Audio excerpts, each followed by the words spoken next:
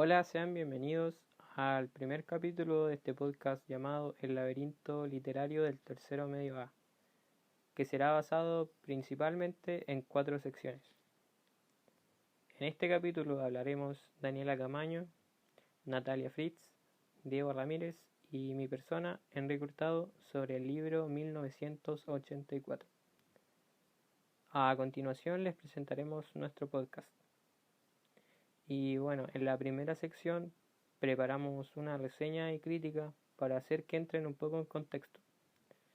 El libro que escogimos trata de una distopia planteada por el autor George Orwell, donde cada palabra, cada acto, cada paso, incluso cada pensamiento es vigilado por un gobierno totalitario. Y aquí es donde el personaje principal, de nombre Winston Smith, comenzará a cuestionarse las reglas puestas por este régimen dominado por el Gran Hermano. El protagonista, Winston Smith, es un hombre de 39 años que se enfrenta a la difícil situación de no estar de acuerdo con este partido, lo cual es el único en todo Londres, que se encuentra en el continente de Oceanía y que se basa en el socialismo inglés. Este régimen se apoya de 4 ministerios que resultan irónicos, ya que su nombre no tiene relación alguna con las acciones que realiza. El de la paz se encarga de las guerras que tiene Oceanía con los otros continentes. El de la abundancia, relacionado con mantener a la población en pobreza. El del amor, vigilante del orden mediante tortura. Y el de la verdad, en donde las noticias, entretenimiento e información más importantes son manipuladas al beneficio de este partido. En Oceanía las personas son vigiladas constantemente, todos y cada uno de sus movimientos son observados por el partido, y cada una de las cosas que hace el partido la justifica con la figura de el Gran Hermano, quien como es el gran líder y dirigente del gobierno, se supone que quiere el bienestar de los ciudadanos, y es entonces él quien decide qué es lo más conveniente para cada uno de ellos. Pero Winston comienza a tener otros pensamientos que no van acorde a la ideología del partido, y él sabe que va a ser difícil poder engañar al partido, porque las telepantallas, que son aparatos para poder espiar a todos los individuos, están en todos los sitios, hasta en su propia casa. Escuchan hasta el más mínimo ruido que él puede hacer. También existe la policía del pensamiento, que si bien no pueden leer las mentes, de alguna forma siempre, pero siempre son capaces de detectar cuando alguien comienza a ir en contra del partido. Esta novela fue publicada el 8 de junio de 1949, 4 años después de la Segunda Guerra Mundial. Fue ahí donde se vio el poderío de los totalitarismos y todas las monstruosidades que son capaces de realizar para poder mantener su poder. Y es justamente este tipo de gobiernos lo que el autor quiere exponer. Quizá lo veamos como algo distante, algo que no volverá a pasar, que nuestros tiempos son mejores entre comillas. Sin embargo, no estamos tan lejanos de ello. A día de hoy, la censura de los medios de comunicación sigue existiendo. En países como China, por ejemplo, se rastrea a cada individuo y sus acciones para asegurarse de que no atenten contra el partido político dominante. Existen censuras de libros, del internet y todo lo que ponga en peligro al gobierno, porque si la gente empieza a ver la realidad desde todos los ángulos posibles, tarde o temprano verán lo que está mal y se van a ir en contra del gobierno. Y no solo pasa en otros países, también eso así en Chile, pero afortunadamente no tan severo. No poseemos, por ejemplo, una censura estricta del internet, como China, pero sí de las cadenas televisivas, porque los dueños de los canales son importantes figuras de poder que no dejarán que nada que los pueda perjudicar salga al aire, mostrando al público lo que ellos creen conveniente. Así pueden manipular la opinión de las masas, influenciando las acciones de las personas, controlándolas, etc. Y es justamente este tipo de cosas a lo que invita el libro a pensar, a cuestionarse si es que en verdad está todo bien con respecto a nuestro gobierno. Ahora pasamos a la sección 2, donde les vamos a hablar un poco de la biografía del autor. Este crítico, periodista, novelista y ensayista británico, Eric Arthur Blair, más conocido como George Orwell, nace el 25 de junio de 1903 en Montiari, India. Fue conocido mundialmente por sus novelas distópicas como la novela que estamos presentando. Eric fue hijo de Richard Walmsley Blair, administrador del Ministerio del Opio del gobierno colonial de la India, mientras que su madre, una mujer culta e interesada en el arte. Eric, con solo 1 año de edad, y su madre junto a los niños regresaron a Gran Bretaña, y no volvió a ver a su padre hasta 10 años más tarde, en 1907. En 1909 fue enviado a una pequeña escuela parroquial anglicana en Henley, a la cual había asistido su hermana mayor con anterioridad. Orwell fue primero a una escuela católica y luego a un instituto público. Uno de sus compañeros de clase sería otro gran ensayista, Cyril Connolly. La familia de George Orwell no estaba en condiciones para pagar sus estudios. Debido a esta situación, Blair decide unirse a la Policía Imperial India en Birmania. Duró 5 años siendo oficial y luego regresaría a Inglaterra en 1927 con un profundo odio hacia el imperialismo, razón por la que escribe su primera novela, Burmese Days, publicada en 1934. En 1928 se trasladó a París, donde vivía su tía Nelly, con la esperanza de forjar su carrera como hombre de letras. Tras algunos intentos fallidos, Eric se vio obligado a trabajar de lavaplatos en el lujoso Hotel X, tal y como recuerda en Cine Blanca en París y Londres en 1933, como también adopta el seudónimo de George Orwell. Adoptó el seudónimo para no incomodar a sus padres por el libro anteriormente nombrado. Consiguió un trabajo como maestro de escuela, pero pronto se vio forzado a abandonarlo por problemas de salud y comenzó a trabajar en una tienda de libros de segunda mano. Su vida fue muy solitaria, por lo que decidió tener amistades de escritores jóvenes. En Hampstead escribió su novela Que no muera la aspidistra en 1936, ya que tuvo la experiencia del pueblo. La muerte del hermano de su mujer en la retirada de Dunkerque supuso un duro golpe a la pareja. Ya que no habían podido tener hijos, acordó con su esposa adoptar un niño, al que llamaron Richard Otario Blair. Viajó a Francia como periodista. Cuando fue liberado por los aliados, mientras estaba allí, Eileen falleció repentinamente a causa de una histerectomía. Comienza a escribir su relato, El camino a Wigan Pier, sobre la pobreza de la clase obrera en Inglaterra. Para lograr relatar sobre este tema, George Orwell tuvo que vivir en viviendas modestas para poder sentir y tener la experiencia de cómo vivía la clase obrera de la época. Tomó notas importantes sobre los ingresos salariales por hogar, consultó en bibliotecas para obtener fuentes que le dieran información sobre la salud pública y también informes laborales en las minas. Sus ingresos económicos se debían a los escritos que realizaba por el New English Weekly hasta 1940. Recibió la Medalla de la Defensa de la Home Guard durante la Segunda Guerra Mundial. Los recuerdos y pensamientos de ese momento los plasmó en su libro llamado Diario de Guerra en los años 1940 y 1942.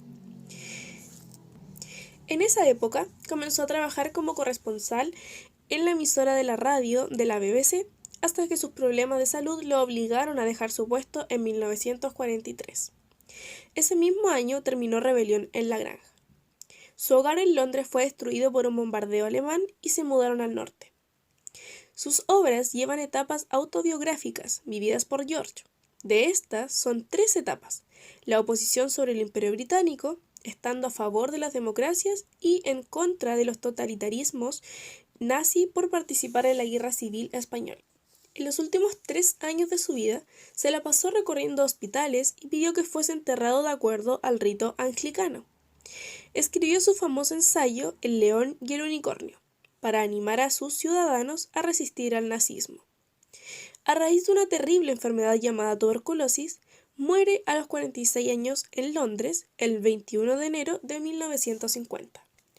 En cuanto a su estilo literario, señalaba que tenía parecido con Some Certain Maugham, aunque en sus ensayos también honraba a Jack London por sus excelentes trabajos, específicamente su libro La carretera. En el 2008 figuraba en el puesto número 2 del listado de los 50 escritores británicos de mayor relevancia de 1945, elaborado por The Times. George Orwell fue conocido por ejercer el periodismo y también por los escritos que realizó cuando fue reportero. Escribió muchas obras que fueron reconocidas en su momento y que actualmente forma parte del legado que dejó el autor en el siglo XX. Una de estas son 1984, Rebelión en la Granja, Homenaje a Cataluña, La Marca, Que no muera la aspidistra, Sin Blanca en París y en Londres. Para esta tercera sección, nosotros trajimos una recopilación de dos noticias que sentimos que se podían relacionar con la temática de este libro. Orwell llamó a 1984 una novela sobre el futuro, pero también fue una historia profundamente investigada sobre el pasado reciente de aquella época.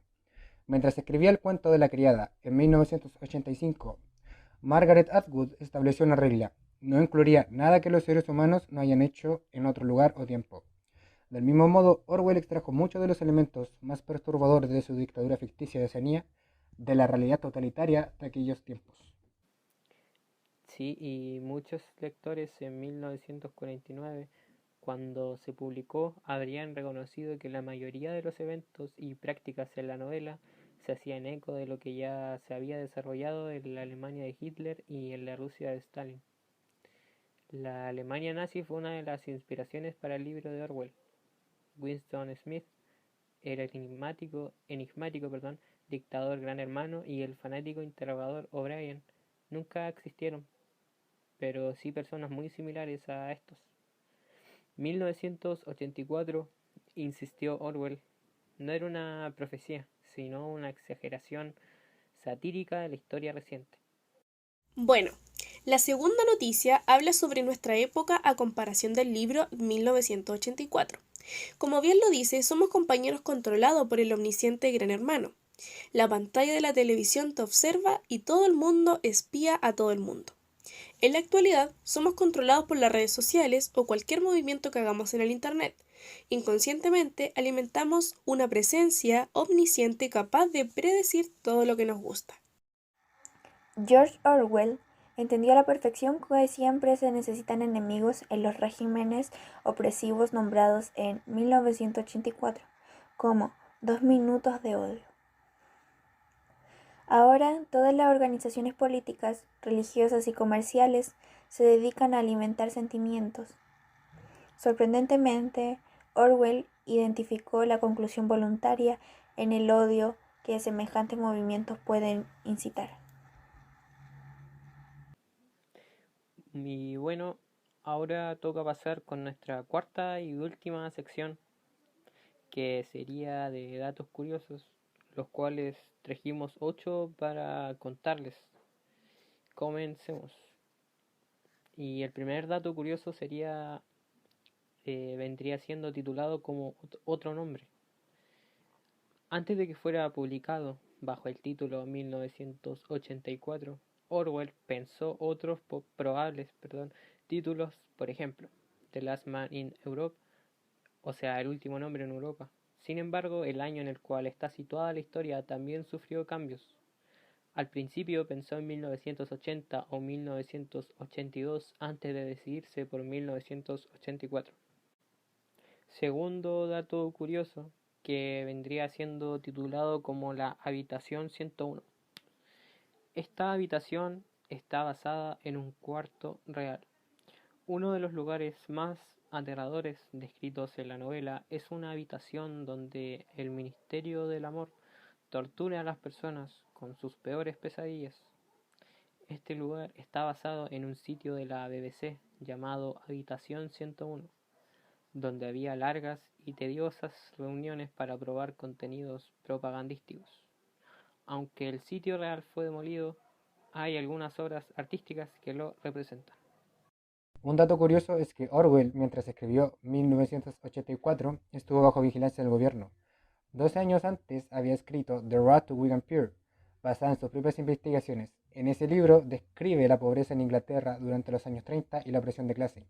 Para escribirlo tuvo que conseguir información sobre la situación laboral en la mina de carbón, lo que llamó la atención del gobierno. Fue acusado de comunista y observado por varios años. Otro dato curioso es que Julia, el personaje femenino principal, que tiene un nexo romántico con el protagonista, se dice que Orwell posiblemente la creó inspirándose en su segunda esposa, Sonia Brownell. Libro prohibido. Paradójicamente, Pese a que el famoso libro de Orwell tiene como tema central la libertad de expresión y pensamiento, el mismo ocupa un lugar de honor entre aquellos que han sufrido mayor censura. En los países comunistas fue prohibido por considerarse una obra contraria a los intereses socialistas.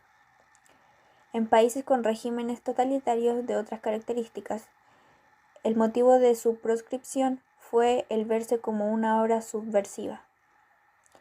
Y también en muchos países democráticos se puso trabas a su publicación para evitar daños a las relaciones diplomáticas que estos pudieran tener con naciones donde la lectura de la obra no está permitida.